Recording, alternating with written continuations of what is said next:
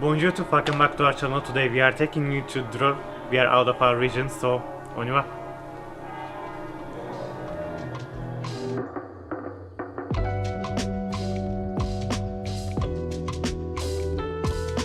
Today we will be taking you to the beautiful region of Centre-Val de Loire, to a relatively small city whose history spans over a millennium. The city of Dreux is particularly interesting when it comes to its geographic location, as it finds itself in between Normandy and Île-de-France regions, naturally giving it particular historical importance. According to the legend, Dreux was founded by Dreux, who gave his name to the town and called its earliest inhabitants Druids, settled at the edge of the ancient Carnutes forest, part of which survives today as the Domaine forest. Dreux became a regular stop on the route from Paris to Évreux, a city we had visited several years ago. We have linked that episode in the pinned comment if you would like to check it out. In fact, if you have ever gone from Paris to Mont Saint-Michel, Gronville or other parts of the historic Basse Normandy, you have most probably passed by Dreux.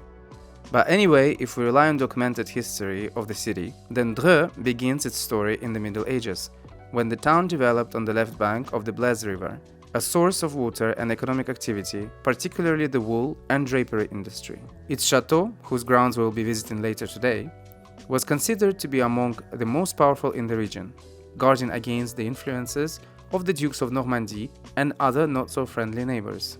Over the centuries, Dreux preserved much of its original layout, divided between the upper town and lower town, thanks to a prominent hill, which would host the chateau and later, La Chapelle Royale. And this is precisely the place we came here to see. This royal chapel is the necropolis of the Orléans family, the cadet branch of the Bourbon dynasty. But more on that later.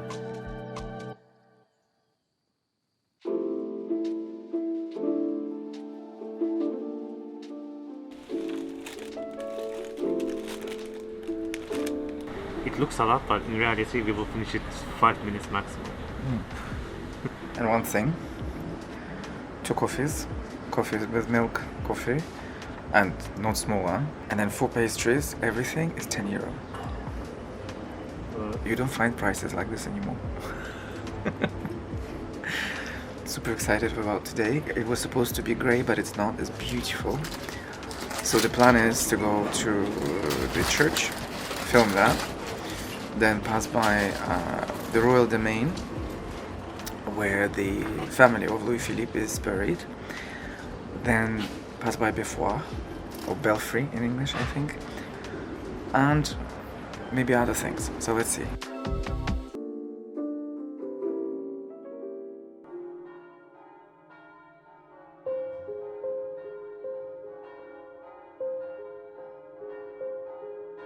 Since it's Sunday, we attended the local mass at l'Église Saint-Pierre, and upon its completion, we spent some time discovering the inside of this main parish church of Dreux. The construction of the church began in the first third of the 13th century and continued through several phases over time. The building we see today is the result of a reconstruction that began in 1474, following the devastating 6-week siege by the English in 1421, which left large portions of the original medieval structure heavily damaged. This siege, part of the 100 Years' War, underscored the city's strategic importance as a fortified town between Paris and Normandy. Despite the reconstruction, care was taken to preserve what remained of the original structure.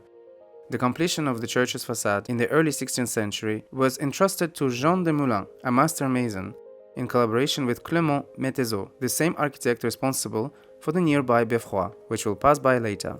The north facade represents the oldest surviving portion of Saint-Pierre, dating to the early 13th century, contemporary with the great cathedral of Chartres. Inside, the church retains an austere elegance, reflecting the economic prosperity of Dreux in the 15th and 16th centuries, when its thriving textile, leather and wine trades enabled the commune to invest in such a monumental civic and religious project.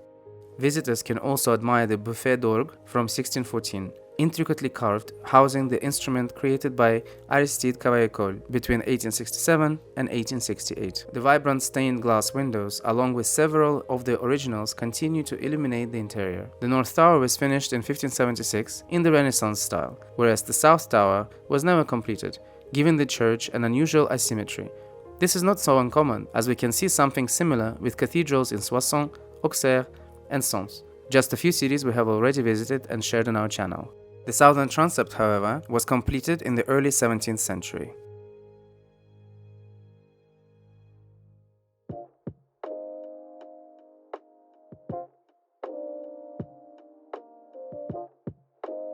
Just a short walk from Saint-Pierre, the Beffroi de Dreux rises prominently.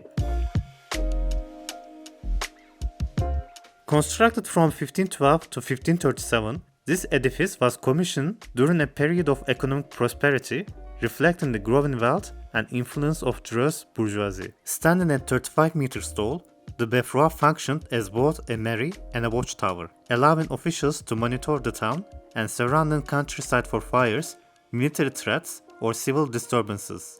Its architectural style represents a remarkable transition between late Gothic and early Renaissance, demonstrating the skill of local builders and the aesthetic ambitions of the period. By the late 19th century, the city's growing population rendered the Beffroi too small for the townhouse administration, and La Mairie was relocated to the new premises, leaving the building that today can be visited every first Saturday of the month. Just a few steps down the street, and we are met with the remarkable Chapelle de l'Hôtel-Dieu. The origins of l'Hôtel-Dieu date back to 1132, when Louis VI established the hospital along the Grand Rue. The chapel itself was rebuilt in the early 17th century, around 1610, after a fire in 1550 and decades of delayed reconstruction, hampered by financial shortages and turbulence of the wars of religion.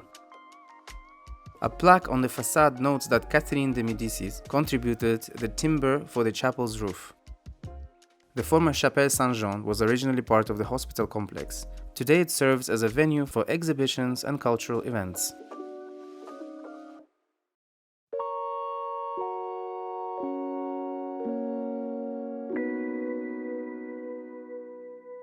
So we managed to find a coffee shop because today is Sunday and everything's closed. But we managed to find one coffee shop which is open, luckily.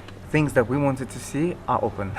We checked in advance, we didn't come to the city to see everything closed. And now we're gonna go to the royal domain of Louis-Philippe, because his entire family is buried there. Their tombs are there. This is basically the main reason why we wanted to come to Dreux. But the view of the Église Saint-Pierre is absolutely magnificent. I love it.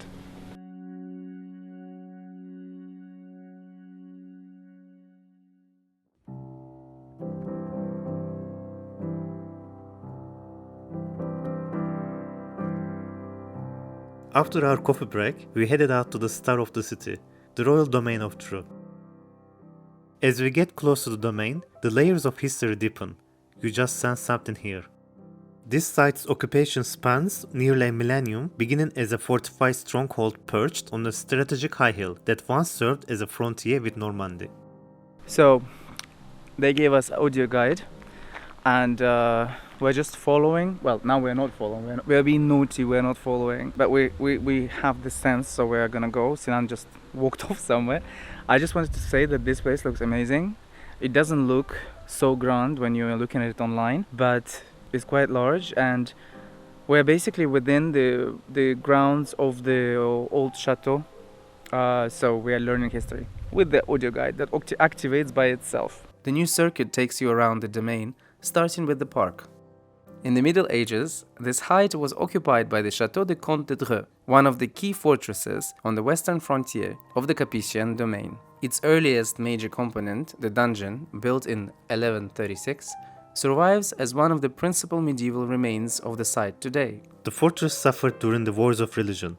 Dreux supported the Guise family, and on December 19, 1562, the city saw the defeat of the Protestants at the Battle of Dreux.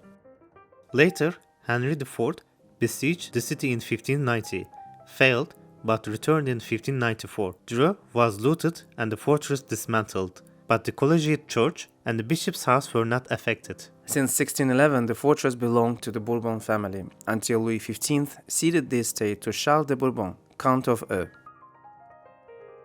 Nothing changed until Louis XVI and Louis Jean-Marie de Bourbon, Duc de Penthièvre, who was called the Prince of the Poor for his generosity. Louis XVI decided to buy the Château de Rambouillet, and in addition to the money, he ceded Dreux to the Duke. It is said that the king particularly enjoyed Rambouillet, although his wife, Marie-Antoinette, did not find it so charming, but that's a story for another day.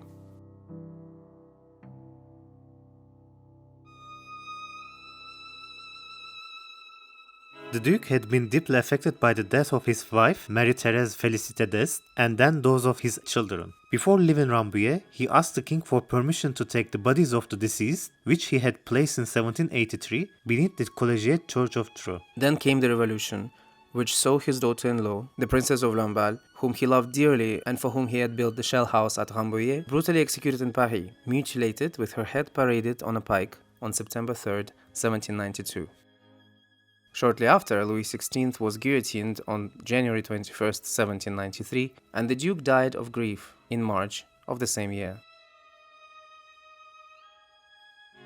We continue our visit by entering the lower crypt, recently restored and reopened. This space contains the vault of the Toulouse-Penthièvre family and the heart of Philippe d'Orléans, the regent, whose body was buried in Saint-Denis.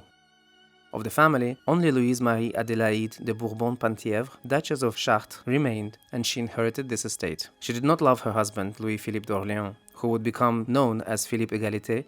They separated in 1790. The statue of Saint Louis is particularly striking when you make your way through these long corridors. After all, the chapel is named after him. It was relocated here in 2023, after undergoing extensive and careful restoration by the sculptor Hugues de Bazelaire.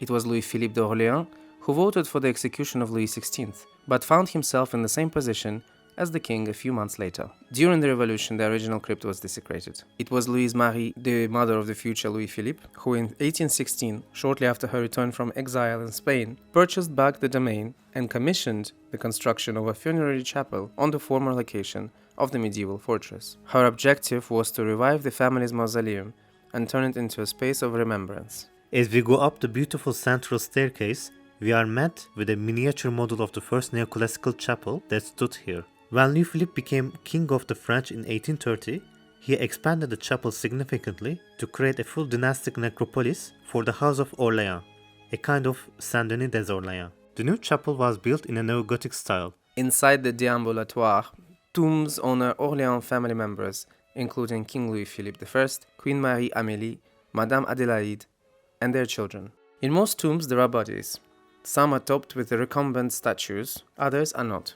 In the Chapel of the Virgin Mary, King Louis-Philippe and Queen Marie-Amélie are depicted by Mercier in 1886. Their remains were transferred here 10 years prior, in 1876, after their exile in England following the Revolution of 1848. The angel is an allegory of the fallen monarchy. The stained glass windows in this chapel recount the life of Saint Louis and were made at the Sèvres porcelain factory. The tomb of the king's son, Ferdinand Philippe d'Orléans, reminds us of his premature passing in a traffic accident in 1842 in Neuilly-sur-Seine, near Paris. The horses bolted, throwing him from the carriage. His wife, Hélène Louise Elizabeth, rests next to him, but separate because she was Protestant and not Catholic.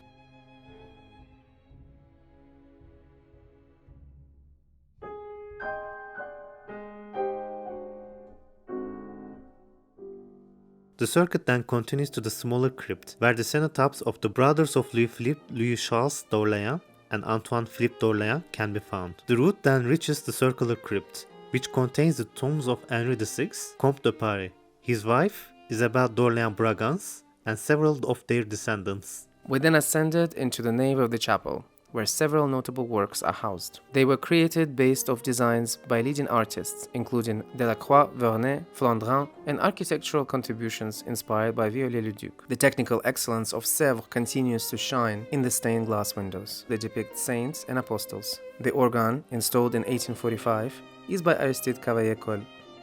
The interior is beautifully decorated. It's an excellent culmination to the visit of this truly exceptional place.